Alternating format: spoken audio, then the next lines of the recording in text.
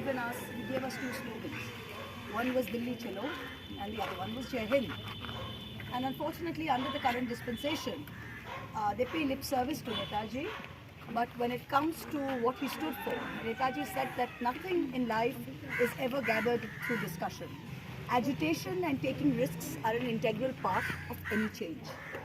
That is the philosophy that we must abide by today as we stand here, that this change is not going to come about by merely sitting and discussing, and that too with a dispensation that does not believe in discussion and dissent.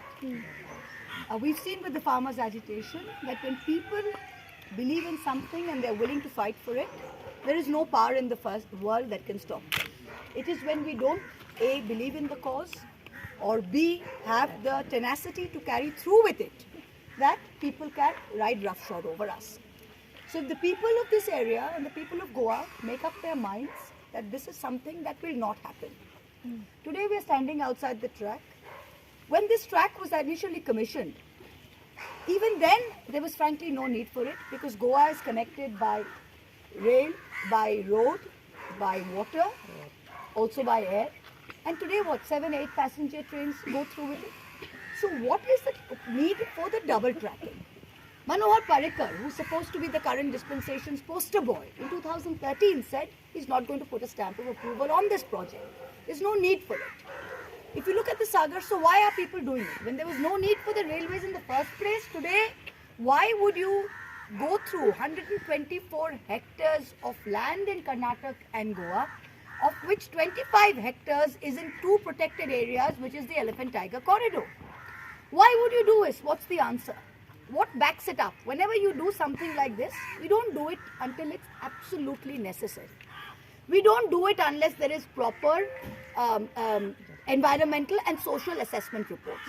In this case, the railways had an environmental assessment report. Only one prepared was the IISC, which was reviewed by a group of scientists which said it's fundamentally flawed.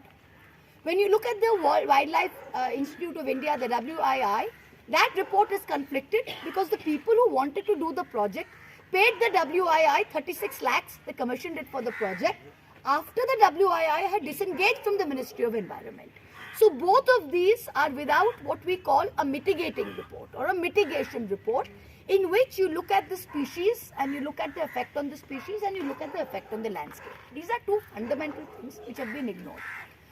Then you have the Sagarmala report which was commissioned.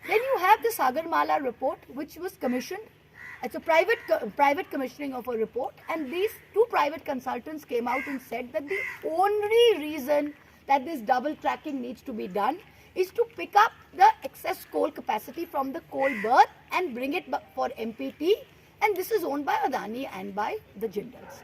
That is all there is to it. So, and this is a landslide prone area. So when you have heavy coal-laden trains going through, that is an additional harm to the environment. This church that we are standing on, this Utoda church, this vast tracts of heritage homes, 124 hectares is not a small area, are going to be completely removed. They have very smartly talked to tenants one-on-one. It is what we call the Kashi project. You come to tenants and you pay everyone out individually, and you don't look at what the societal or the environmental impact is. So let me tell you that it is, I may not live in Utoda, I may not live in Majoda, but for people who do, and for people who do in Goa, it is very important that we stand up and we learn from the recent past, the very recent past in the last year, where people have literally stood on the ground, stood in tents, stood under the bare sun through winter, rain, hail, everything, and they have said we will not move. So similarly, if that kind of a mass movement and that kind of a people's movement is built up against this double tracking, I know we can stop it. So we have everyone on board, and as long as we have common people and we have courage, we will back this to the hilt. I appeal to all of you to stand here today on the tracks and to take a vow the way Netaji did, that we will give blood, but we will not be taken in with this. So I appeal to all of you that let us take a pledge today to stop this. We have with us very eminent people who have given up their lives, who have given up their youth for this cause, and I think with all of these sacrifices, we are in a very good place today.